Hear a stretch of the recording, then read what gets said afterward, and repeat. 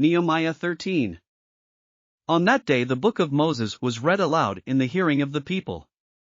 And there it was found written that no Ammonite or Moabite should ever be admitted into the assembly of God, because they had not met the Israelites with food and water, but had hired Balaam to call a curse down on them. Our God, however, turned the curse into a blessing. When the people heard this law, they excluded from Israel all who were of foreign descent. Before this, Eliashib the priest had been put in charge of the storerooms of the house of our God.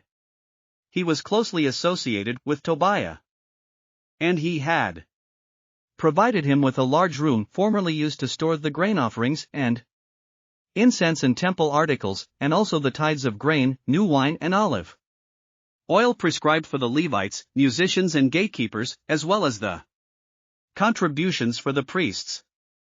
But while all this was going on, I was not in Jerusalem, for in the 32nd year of Artaxerxes king of Babylon I had returned to the king.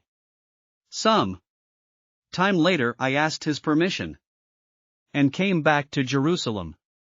Here I learned about the evil thing Eliashib had done in providing Tobiah a room in the courts of the house of God.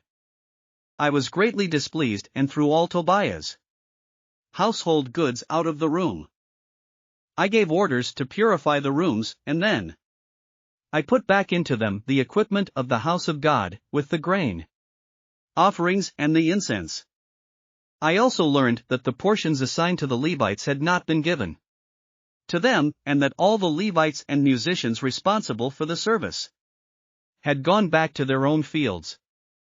So I rebuked the officials and asked them, "Why is the house of God neglected?" Then I called them together and stationed them at their posts.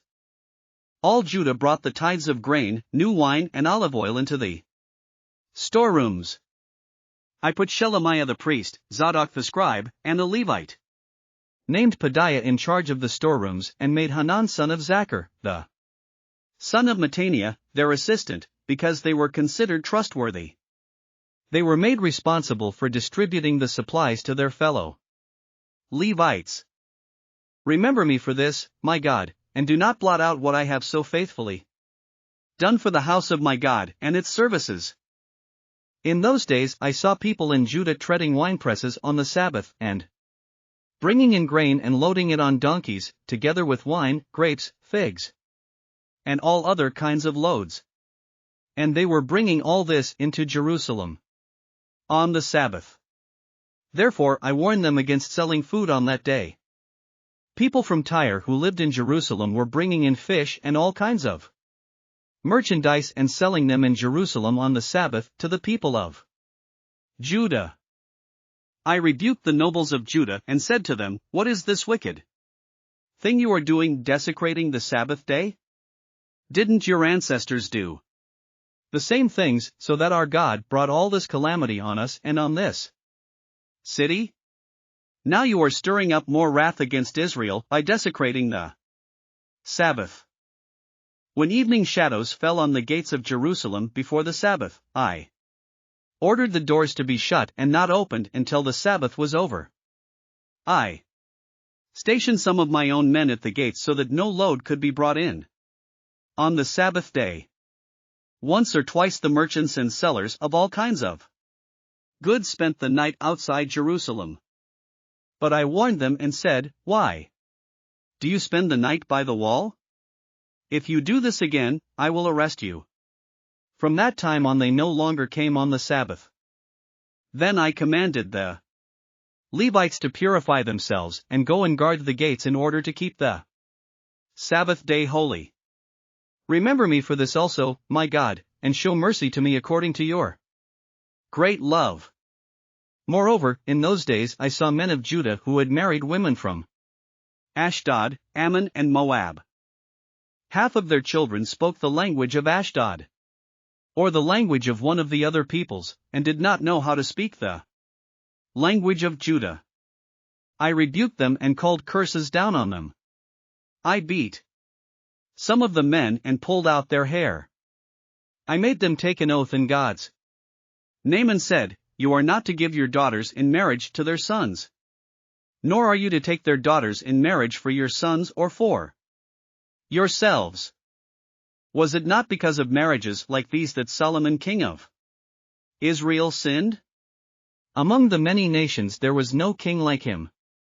He was loved by his God, and God made him king over all Israel, but even he was led into sin by foreign women. Must we hear now that you too are doing all this terrible wickedness and are being unfaithful to our God by marrying foreign women? One of the sons of Joiada son of Eliashib the high priest was son-in-law to Sanballat the Horonite. And I drove him away from me.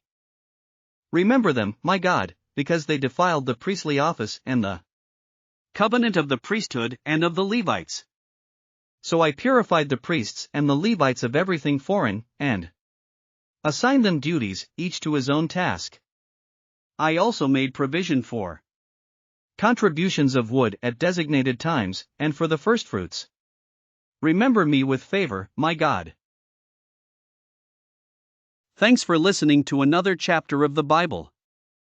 At My Faith Fuel, we believe a good coffee fuels your faith and energizes your day. Please visit myfaithfuel.com to explore our delicious coffee blends. Part of each purchase goes to training worshipers around the world. Thanks for listening.